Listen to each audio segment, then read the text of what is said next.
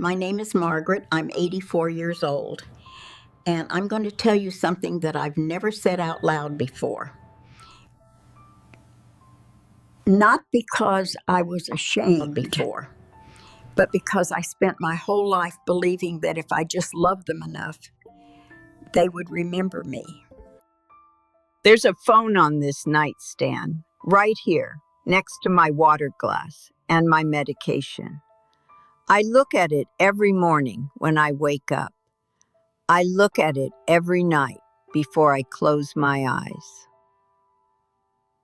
It hasn't rung in 11 days.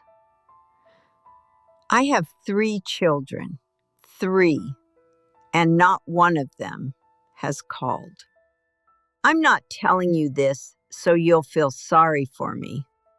I'm telling you this because somewhere out there, there's another mother sitting by a window, watching the door, waiting. And I want her to know she is not alone. I grew up in a small town in Ohio. We didn't have much. My mother cleaned other people's houses. My father worked 2 jobs and still came home smelling like motor oil and exhaustion. But there was one thing we had that no amount of money could buy. We had each other. I promised myself when I was just a girl sitting on our back porch that when I had my own family, they would never doubt for a single second that they were loved. I met Harold when I was 22. He had kind eyes and a crooked smile, and he made me feel like the most important woman in the world. We married a year later, and then came the children. Robert first, then Diana, then little Thomas, who we called Tommy, who came into the world small and screaming and perfect. Those early years, I'd give anything to live them again. The house smelled like dinner and crayons and muddy boots. There were drawings on the refrigerator. There were arguments over the bathroom. There was noise, constant, beautiful noise. Harold worked at the factory, long hours, sometimes double shifts, and I stayed home. Not because I had to, because I chose to. Because I truly believed, that being there for my children every single day was the most important thing I could ever do with my life. I gave up a lot. Things I never talked about.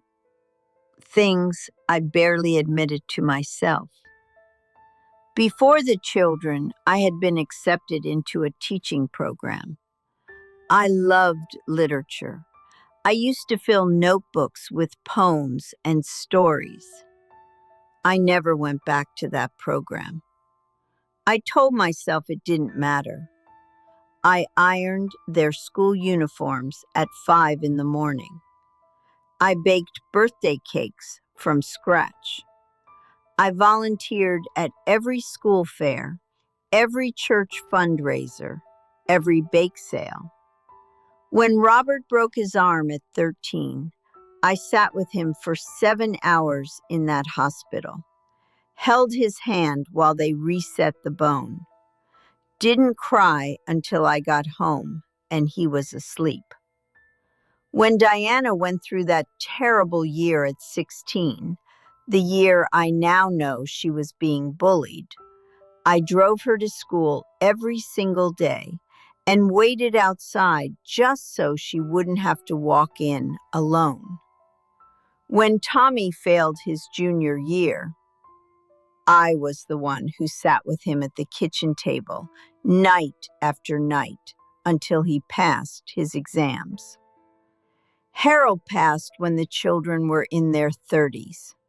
Heart attack, very sudden, on a Tuesday morning in April. I thought at least now I'd have them closer. I thought losing their father would bring us all together. For a while, it did. For a while.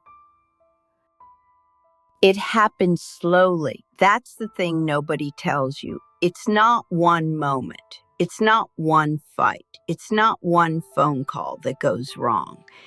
It's just distance, gradual, quiet, almost invisible distance. Robert moved to Seattle. He has a good job, a beautiful wife, 2 grandchildren I've seen 4 times in 6 years. Diana lives 40 minutes away. 40 minutes. She calls on holidays, sometimes. And Tommy and I had a falling out 3 years ago over something so small I'm almost embarrassed to say it. A misunderstanding about the house, about money, about who deserved what. I tried to fix it.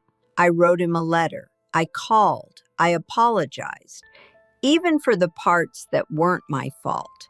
He never responded. I came to Willow Creek. That's what they call this place. Not because I was sick. I came because I fell one night reaching for a glass of water, and I lay on that kitchen floor for 4 hours before anyone knew. 4 hours on the floor of the house where I raised my children. Diana was the one who suggested this place. Robert agreed over the phone. Tommy didn't even know until after I had moved in. My daughter packed my things into boxes. She was efficient about it, practical. She said, "Mom, it's better this way. You'll have people around." She meant well. I know she meant well. But when she hugged me goodbye at the door here, something in me understood. This was not a visit. This was goodbye. My room here is small, but it's mine. I have a window that faces the garden. In spring, there are roses. I didn't expect to love those roses as much as I do. There's a woman down the hall named Eloise. She's 91. She has no family left at all. And she is the most cheerful person I have ever met in my life.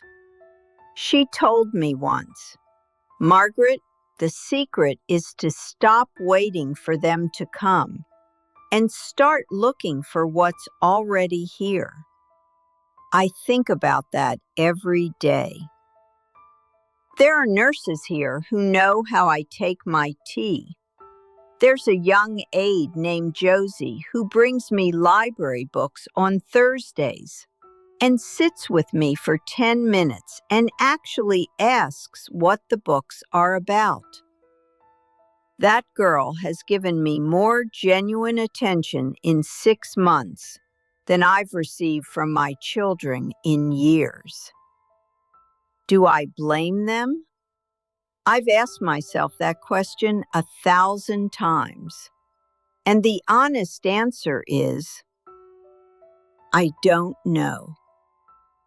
I think life gets busy. I think guilt is uncomfortable. So people avoid the thing that makes them feel guilty. I think my children look at me and see their own future, and it frightens them. I understand all of that. But understanding something doesn't stop it from hurting. If you are a mother watching this, I want you to hear me. Love your children. Love them with everything you have. But don't disappear in the process. Keep one dream that belongs only to you. Keep one friendship that has nothing to do with them. Keep one part of yourself that is just yours. Because one day, and I pray yours comes later than mine, you will be alone in a quiet room, and you will want to know who you are outside of being their mother. And if you are someone's child watching this, call your mother, not on her birthday, not on Christmas. Call her on a Tuesday. on a random Wednesday afternoon. Call her and ask, "Mom, how are you today?" And then wait. Listen. Really listen. Because there will come a day when that phone rings and rings and rings, and no one will answer. My name is Margaret. I'm 84 years old. I worked my whole life to give everything to my children, and today, not one of them has called.